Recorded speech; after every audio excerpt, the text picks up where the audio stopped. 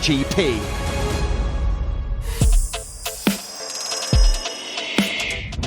On this new reformed calendar, the longest circuit that we will face in 2020, 5.4 kilometres in length, 14 turns, 8 of them right, 6 of them left.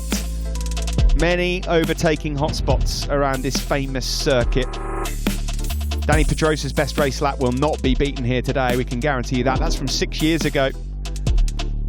5 overtaking hotspots. Memories here from 2018. That great battle between Dovizioso, Lorenzo and Marc Marquez, but Ducati would have to go some to match that today.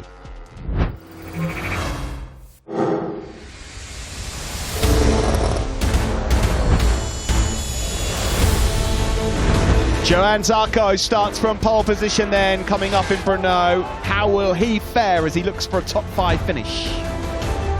World Championship leader Fabio Quartararo is second on the grid, looking for a hat-trick of victories. His biggest rival looks like it might be the man next door. His teammate Morbidelli starts from third. And many others could join the podium battle, including Aleix Espargaro on the factory Aprilia, equaling a career best 4th on the Italian manufacturer. It's time for action here in MotoGP.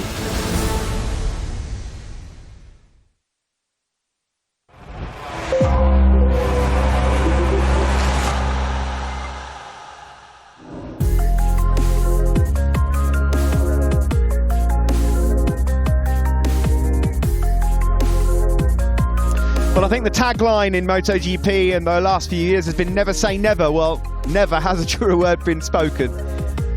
Anything goes in MotoGP right now after what has been a baffling few weeks.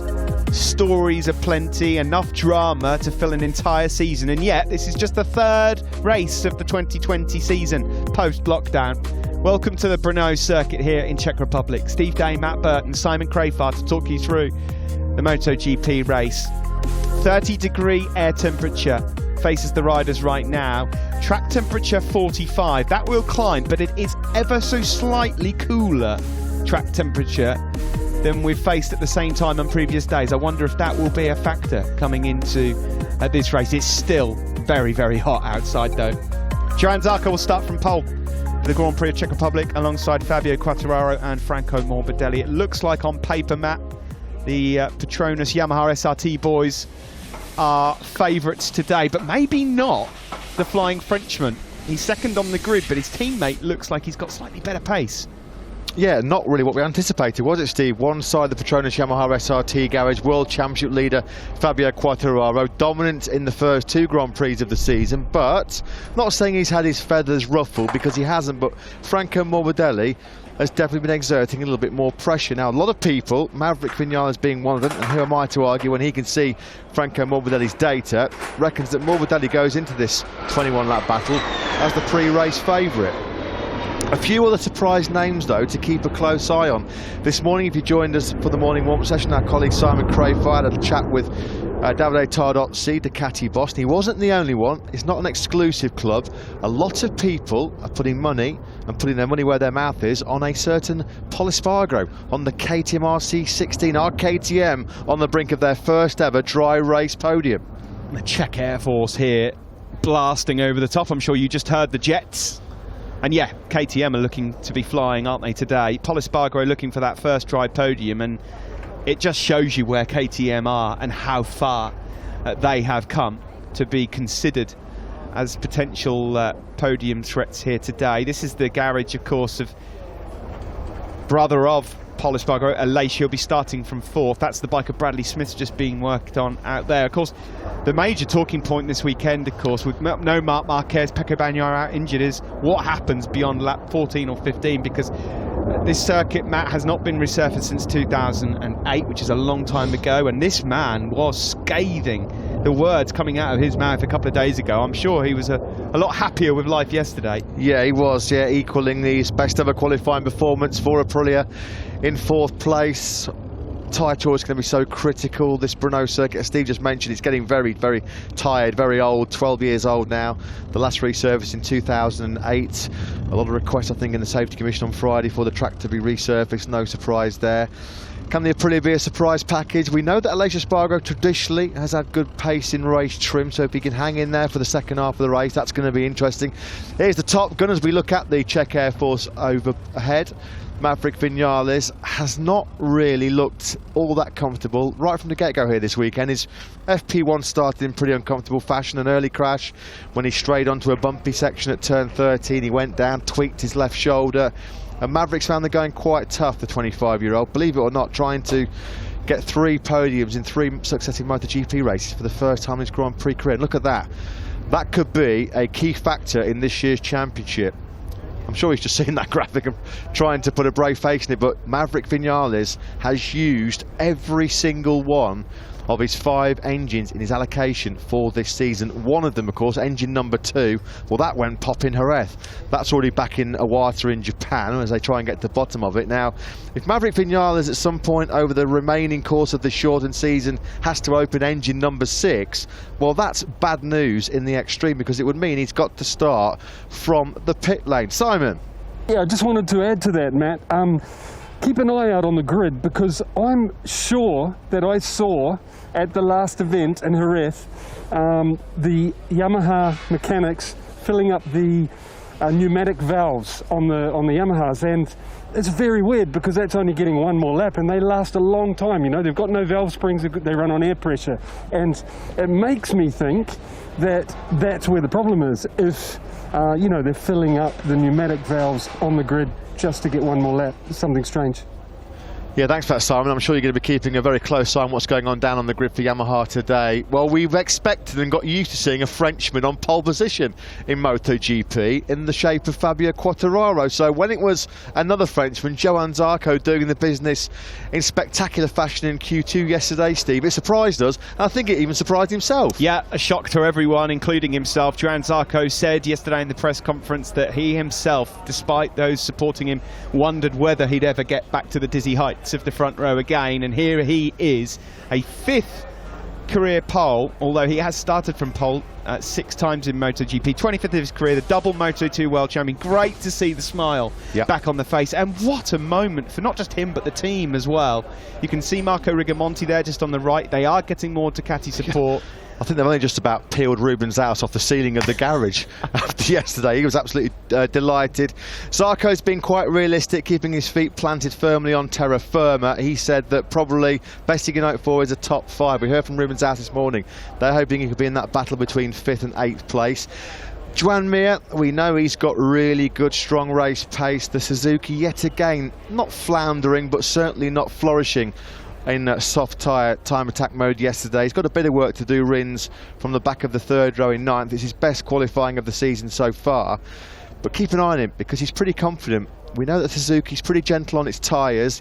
It's a rough ride around this circuit, though. When you hear Alex Rins saying that even the Suzuki is hard to ride over the bumps, well, then you know it's bumpy around here, because the Suzuki is one of the smoothest and most easy to ride motorcycles in MotoGP.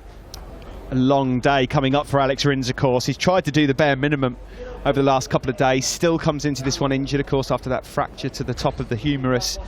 But Alex Rins, another rider who, you know, injury-free, you would throw into the mix as a potential race winner. It doesn't look like that's going to be the case today, but any points would be great for Rins. And here is Franco Morbidelli. Well, this is his best chance of getting a MotoGP podium. Probably deserved one 2 weeks ago in Andalusia when the engine gave up the ghost, but he's never looked cooler and calmer. The only blot to the copybook so far this weekend, a small crash in free practice 4, but he got straight back on again, and his rhythm has been fantastic. I can't pick a fight with you on this one, mate. I totally agree. This is going to be the best opportunity that Franco Morbidelli has had, not only to get on the podium for the first time in MotoGP, but he's got genuine race-winning potential today. He's looked really good from the get-go.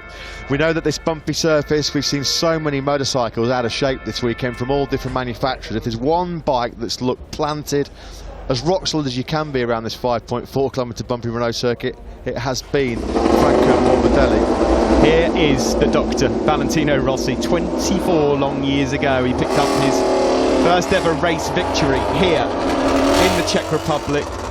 He's going for his 200th Premier Class podium here today. Now, he's got to start from 10th on the grid, which is not the best way of doing it. I'm intrigued to know what front tyre Valentino Rossi goes for as well, because he's not got bad rhythm at all. No, and he went for the medium front tyre, didn't he, throughout that FP4 session yesterday. It's been a weekend to forget for so many of the Ducatis. The Ducati GP20, sadly we're missing Pecco Bagnaia, who broke his right tibia bone at the end of FP1 on Friday. He had an operation yesterday in Ancona. We wish Pecco a speedy recovery, definitely out of the Austrian Grand Prix next weekend. Danilo Petrucci was 8th, the best of the GP20s, because Jack Miller was 14th, and Andrea Dovizioso, you hear this correctly, 18th on the grid for Desmo Dovi, his worst MotoGP qualifying since he joined the Premier class way back 12 years ago in 2008. There he is, right on cue.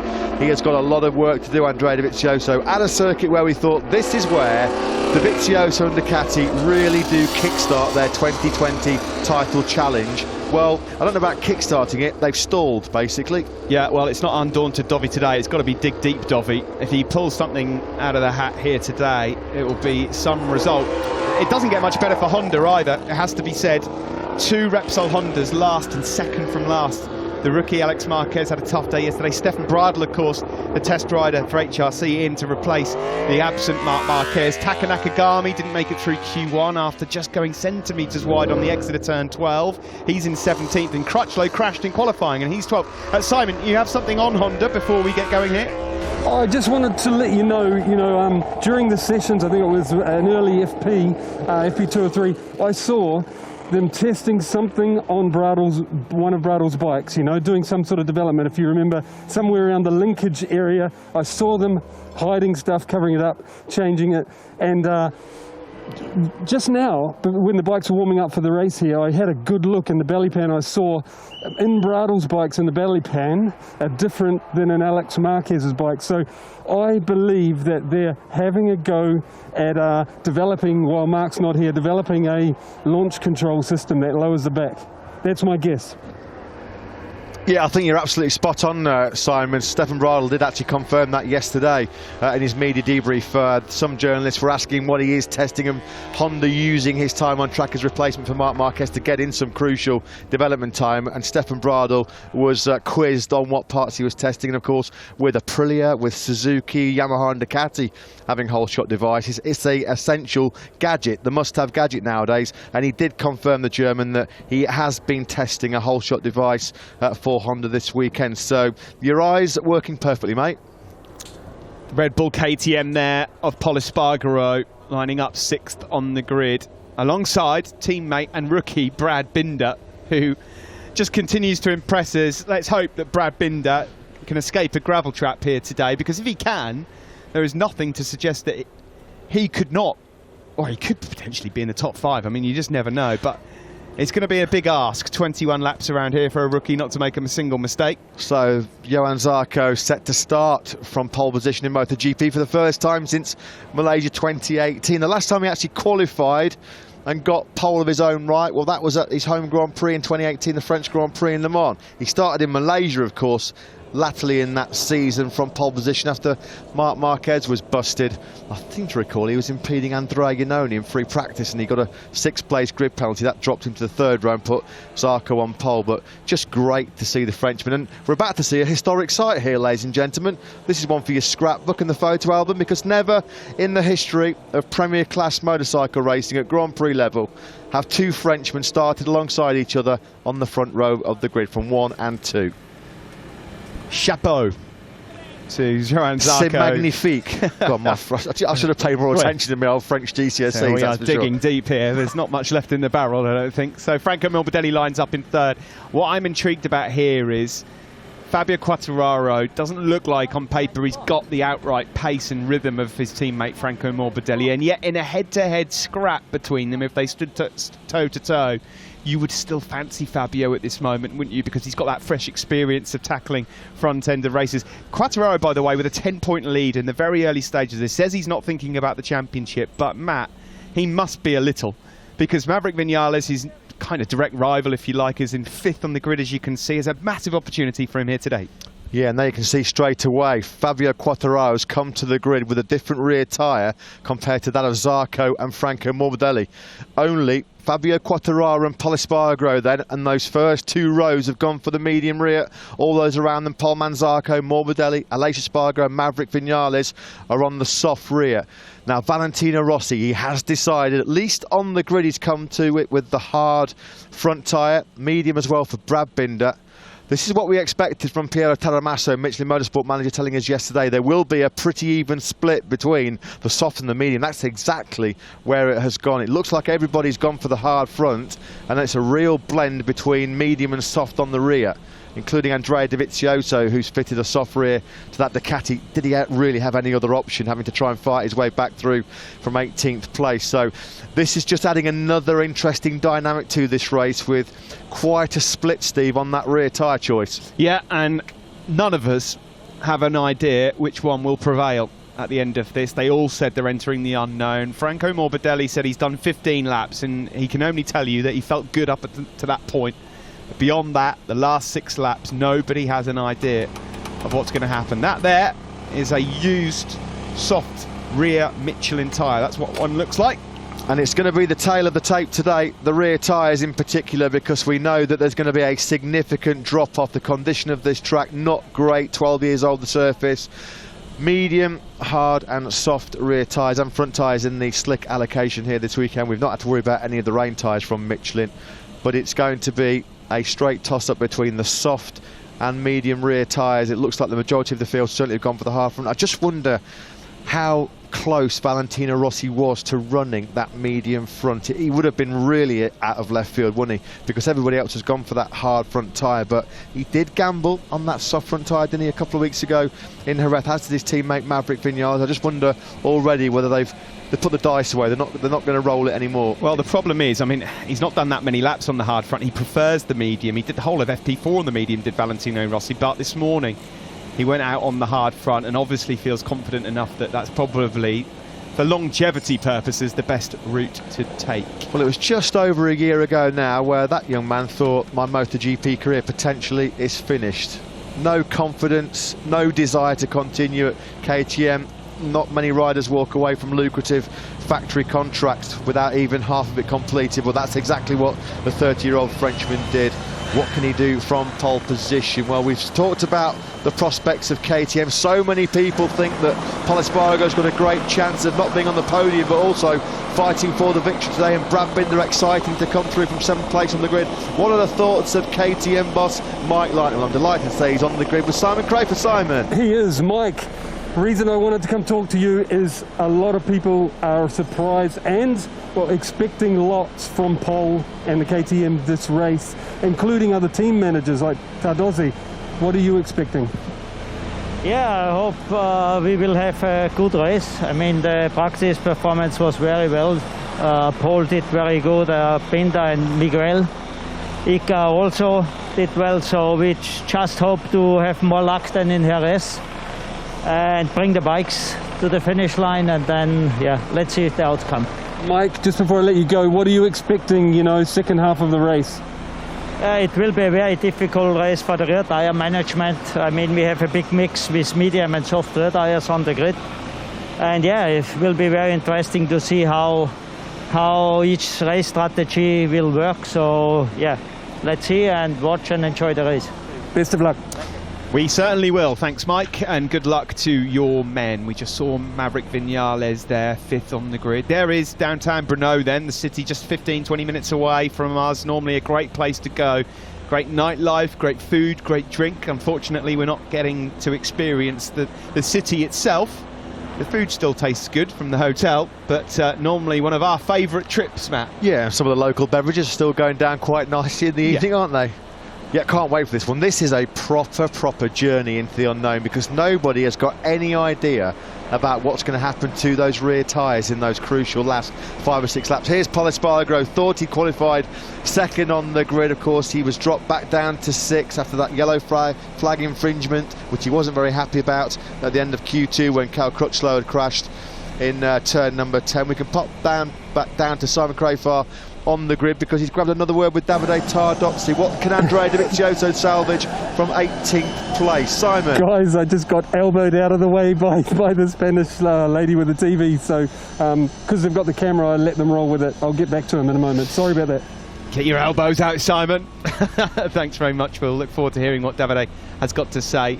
No doubt about it, 18th is a disaster for Andrea Dovizioso, but there are a few people on the grid that are wise enough to think about the game plan of how this race might turn out. He's going to need a good start, is Dovi.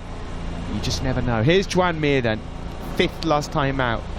Can he get himself back on the podium? It looks like we can go back down and hear from a Ducati representative, but it's Paolo Ciabatti with Simon. It is, Paolo. Really interested to hear what you think is possible today. We all know how incredible Dovi is in the race, especially when the tyres drop off, but it looks like he's having an extra tough time here at Brno. Well, I think he has quite a good race pace, so let's see if he can get a good start, and then I'm sure that the tires will drop for everyone, so it's going to be an interesting race to watch to see who is able to save the tires and come with some grip at the end. So I think obviously we start in the worst possible situation and condition, but sometimes we can get a good start here. It's a long straight, so let's see if we can gain some position and do a good race, because obviously we would need that. Thank you, Paolo. Best of luck. Yeah, best of luck. He'll be keeping a close eye on this man as well, Jack Miller. Not where he wants to be on the grid. To say that he was fuming at the end of yesterday's qualifying session, Matt, would probably be an understatement. Yeah, I saw him start his Zoom online media press debrief, and he just said, I've had an absolutely wonderful day, fellas. No hint of sarcasm whatsoever, of course, from Jack Miller. What about Lucio Cecchinello? Of course, LCR Honda had a great performance last time out with Taka Nakagami, a career best in MotoGP, 4th place. The Japanese man's got a lot of work to do, coming from 17th. And Cal Crutchlow, a former Brno winner in 2016. Simon Crafar is with the boss, Lucio Cecchinello. Lucio, I wanted to hear from you because both of your riders really good in qualifying, but didn't. The grid position doesn't show it because Taka lost his place, you know, by running off track. Carl had a fall. I have a feeling that they both could do better in the race than the grid position. What do you think? Honestly, I couldn't hear anything, sorry. The helicopter. Sorry guys, there's a helicopter hovering over us. We all got masks on. Lucio, tell us, what do you think your riders can achieve, even with the grid position they have, you know, because they look strong. Well, of course, we are not in the best position on starting because Cal is 12 and Taka is 17, so it's not really the best position for us. On the other hand, our pace with the used tire wasn't that bad, so we are quite positive for the race. Especially Taka this morning in the warm-up was pretty consistent, and Cal as well, but he had a very old tire, so it was like an end-of-life tire. He preferred to feel the bike how it would be at the end of the race. Thank you, Lucio. Best of luck. Yeah, keep an eye on those guys. The LCR riders got some decent pace. Thanks to Lucio Cecchinello. Thanks, Simon, as well. You just saw a moment ago Andrea Dovizioso talking through the game plan. 315 Grand Prix, Andrea Dovizioso, and this could be one of the most important of his career so far. Yeah, and has Valentino Rossi been torn about his rear tyre choice? Looks like initially his pick was the soft rear, and it looks like he's made a last-ditch change over to the medium. Tyres are going to be pivotal. They are so often, aren't they, MotoGP? It's going to be fascinating to see the tactics and strategies of the riders. Will somebody try and bolt away at the front, use the best of the early grip and try and manage at the end of the race? Who will hold back and then try and come on strong in the second half of the race? Suzuki, they've got high hopes for Joan Mir going from 9th place and Alex Rins from 11th. We can hear the pre-race thoughts of their team boss Davide Brivio, who's with Simon. Davide, please give us your thoughts on what you hope and what you'd be happy with the guys, with your riders today. I don't know, it's a difficult question to say what you're happy. But yeah, in case of John, yes, I think a good pace, and he has to try to manage for the race, and then I think wait for the last laps. And then for Alex, the biggest question mark is about his physical condition. I hope he can keep going until the end, and also is a good pace. We are in two different tire choice with the two riders, and we will see. I saw that Moto3, Moto2, they didn't recover so much. I mean, position were quite stable from the beginning to the end. Let's see if MotoGP maybe it's a little bit different. Thanks, Davide. Yeah, thanks to David Abrivio. He makes a good point there, actually. The tyre drop-off in Moto2 race, we won't give away the results, was not quite as severe as we were expecting. So, but this is a different game altogether. This is MotoGP. Yeah, these motorcycles are churning out 300 horsepower. Joan Casas, a long-serving member, a stalwart of the LCR Honda camp. He's been there right from the get-go, 2006 with Casey Stoner. Of course, they know what it's like to taste success here in Brno. Cal Crutchlow famously in that dramatic race in 2016. Now, it's been a great weekend so far for Petronas Yamaha SRT. Do they have yet another great chance of making it 3 out of 3 in 2020? Will it be Quartararo? Will it be Morbidelli? Well, we can find out who they think's got the best crack at it. Simon Crayford with the team boss Wilco Zienenberg. Yes, Wilco standing between your two riders, and they're probably the favourites going in. What are you concerned about right now? Yeah, of course, it's an exciting moment. You know, we are a bit nervous as well at the moment because bottom line, in the beginning of last year, we wanted to win, which we did, but now we are leading the championship. So that gives a little different vibe, of course. And knowing that this is a very difficult track to stay on the bike, because to fulfill your job and to get the maximum out of it, you have to take some risk as well. And so that's why we are a little bit tense. Best of luck. You're welcome. Yeah, best of luck. A bit of added interest here as well, because Franco Morbidelli and Fabio Quartararo, I don't recall too many times where they've actually stood toe to toe and scrapped. Bit of extra spice, mate. We like it, don't we? Yeah, this is going to be a fascinating race. Cannot wait. 21 laps. Can't recall for a long time a race where we've expected the pace to drop off so dramatically and positions to fluctuate so regularly. Let's hope that we're not disappointed, we're not let down, because we are expecting quite a turbulent ride coming up. Not a bad qualifying yesterday for Tito Rabat. He's in 15th place, just on that 5th row.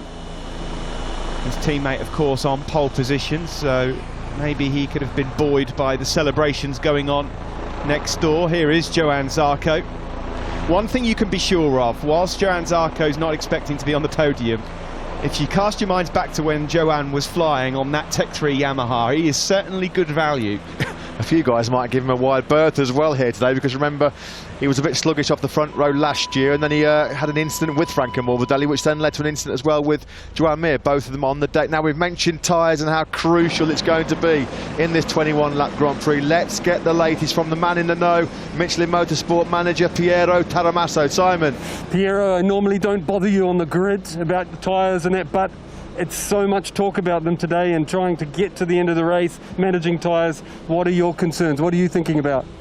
Yes, this morning, like I told you, was the split was 2/3 for the soft and 1/3 for medium, and now on the grid they are half and half. So 50% they pick up the medium because it's more stable, and the drop off will come a little bit later, around the lap 16, 17, we think. And the other half with the soft will give you a little bit more grip first 2-3 laps, but it's supposed to drop before around the lap 13, 14. So we have to see who pick up the right strategy. If everybody's with the hard. Thank you, Piero, and good luck. Well, there you have it, 50-50. A complete split on the grid. Which half have got it right? Can't wait to find out. There is Taka Nakagami, so close to going into Q2. Centimetres in it, wasn't it? And that's why he's marooned down in 17th position. But what a ride. Holding up Honda on a last time out, wasn't he, in Jerez, with Marc Marquez absent. A career best 4th place in the Premier class. Just half a second he was behind Valentino Rossi in the podium battle. And just next to him on the grid in 18th place, the worst starting position ever in MotoGP for Andrea Dovizioso. A tough day yesterday for Alex Marquez. He starts last, 21st, but not a bad outing last time out in Andalusia. If he's mistake-free, there's some points on offer for Alex Marquez, who loves this circuit of Brno. Yes, Marc Marquez is absent, Steve, but 2 Repsol Hondas on the back row of the grid.